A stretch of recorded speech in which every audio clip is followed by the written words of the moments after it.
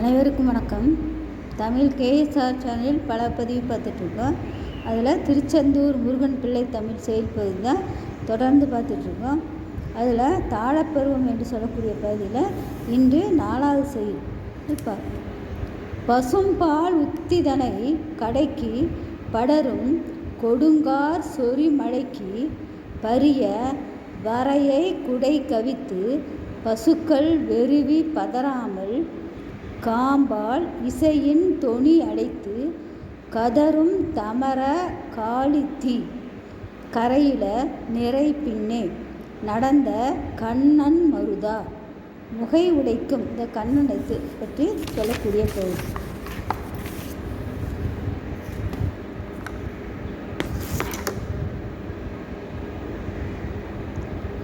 பூம்பா சடை பந்தய தடத்தில் முனிற்று கவரி முகை தெரித்து பொழியும் அமுதம் தனை கண்டு புனலை பிரித்து பெட்டிய இனத்து தீம்பால் பருகும் திருச்செந்தூர் செல்வா தாளோ தாளேலோ தெய்வ களிற்றை மனம் புணர்ந்த சிறுவா தாளோ தாளேலோ தெய்வியானை மனம் புரிந்தன. இதனுடைய தெளிவுரை: இந்திரனால் ஏவப்பட்ட கார் மேகங்கள் சொரிந்த பெருமழையினின்று பசுக்கூட்டங்களை தப்பி வைக்க கோவர்த்தனகிரியை குடையாக பிடித்து பசும் பார்க்கடலை எங்கும் பரப்பி வைத்திருக்கும் அப்பசு கூட்டங்கள்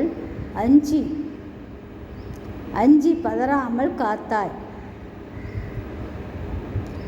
நர்த்தனம் ஆடி கதற வைத்த காளிங்கன் என்னும் பாம்பு வாழ்ந்த யமுனை நதிக்கரையில் புல்லாங்குழல் ஊதி இனிய இசை எழுப்பி பசுக்களை கவரச் செய்து தன் பின்னே வரச் செய்த கண்ண பிரானின் அன்பிற்குரிய திருமகனே.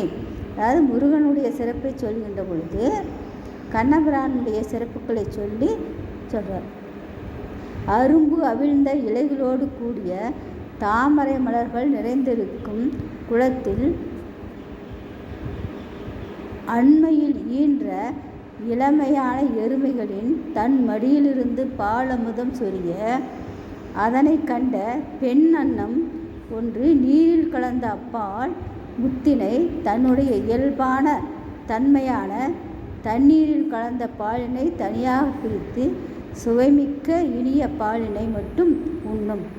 இத்தகைய வளமிக்க திருச்செந்தூரில் எழுந்தருளியிருக்கும் செல்வனே, தெய்வ யானையை மனம் புணர்ந்தவனே, வள்ளி மணாளனே, திருமுருக பெருமானே, தாளோ தாளேலோ என்று சொல்லக்கூடிய பகுதி. அதனுடைய சிறப்புரைகளும் கீழே கொடுக்கப்பட்டிருக்கு.